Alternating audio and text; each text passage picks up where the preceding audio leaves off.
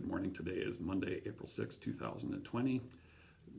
I'm Jerry Renz with Renz & Hanisch Certified Public Accountants in Larchwood, Iowa, and I'm going to give you a little synopsis on the employer retention tax credit and the payroll tax deferral option. For both of these programs, if you have participated in the Paycheck Protection Program under Section 1102, you are disqualified from the employer retention tax credit or the payroll tax deferral.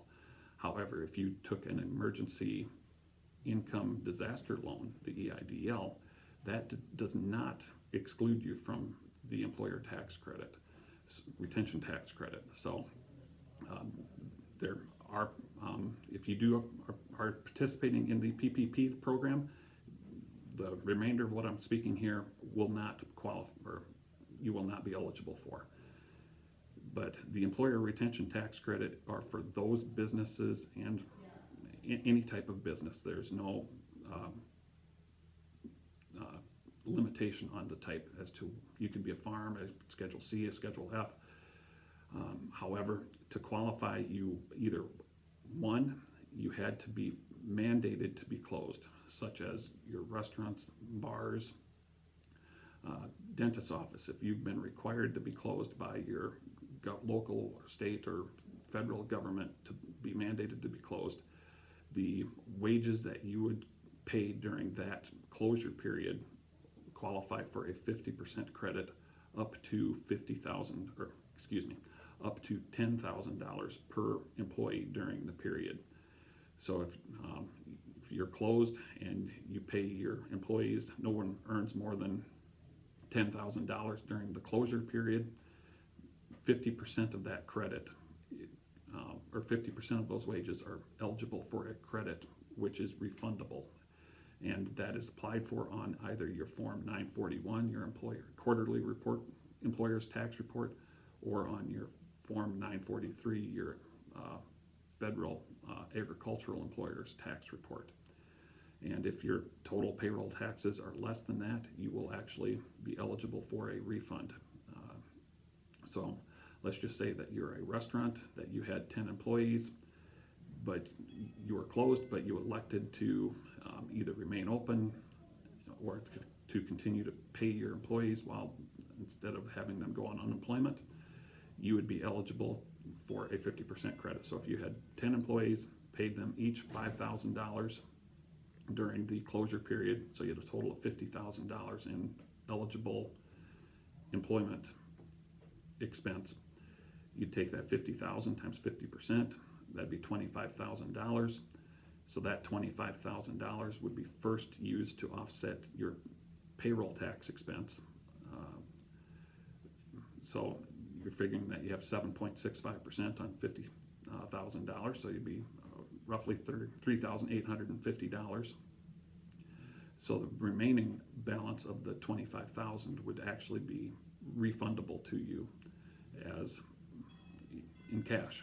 So it basically is subsidizing 50% of your wages, and that is one way to qualify. The other way to qualify is perhaps you were not mandated to be shut down, and I should revise my earlier statement. It's not that you had to have your entire business shut down, but it could just be a small component of your business that was mandated to be closed, like a convenience store where otherwise you'd have some dine-in seating, but the bulk of your business is still the gas station and other items. You would still qualify because a portion of your business has been mandated to be closed or limited. There is no limitation as to, you don't have to meet a certain percentage. The second way to qualify does require a percentage, and that is a case that you have not been mandated to be closed, but because of the circumstances, you have had a significant decrease in business. And by significant, they mean 50% or more. And they are looking at comparing the current quarter to the same quarter for a year ago. So if you were to qualify, you'd have to look at your second quarter 2020 sales and compare those sales to the second quarter of 2019. And if your excuse me, if your sales decrease by 50% or more, you qualify for this credit for all wages paid not only during the second quarter, but you will also continue to qualify for this credit for the third quarter. And the fourth quarter will depend on whether or not your sales rebounded in the third quarter. If your third quarter sales exceed 80% of your 2019 third quarter sales, the fourth quarter's wages will not qualify. But if your sales did not rebound sufficiently to match 80% of the 2019 third quarter, any wages paid in the fourth quarter would also qualify. Now again, this limitation is based off of $10,000 per employee for the entire period. So you can't look at each employee and say, well, they only paid them $10,000 in the second quarter, paid them $10,000 in the third quarter, and $10,000 in the fourth quarter, and qualify for all three quarters.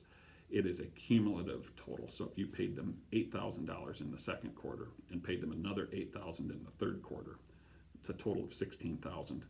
That individual employee would only qualify for a $10,000 credit potentially to you. And the same way, $10,000 in wages times 50%, $5,000, that would be a $5,000 credit on your employment tax return. In addition to this, let's just say that you didn't have very many wages or didn't qualify, or that you're just shut down for a short period of time. There's also the payroll tax deferral option, and this just means that your payroll taxes related to the employer portion of the Social Security and Medicare is actually not due until 50% of it would be due December 31st, 2021, and the other 50% would be due December 31st, 2022. So there'd be no interest, no penalty associated with it. There's no loan forgiveness associated with the payroll tax deferral. It's in essence just a cash flow assister by not requiring you to have the cash available to pay those funds, and in essence is a 0% loan with two payments, again 50% of the balance due December 31 of 2021 and the remaining balance due December 31 of 2022. Again, if you have any questions, please give Blake or I a call here at Bruns & Hanisch, 712-477-2383. Thank you.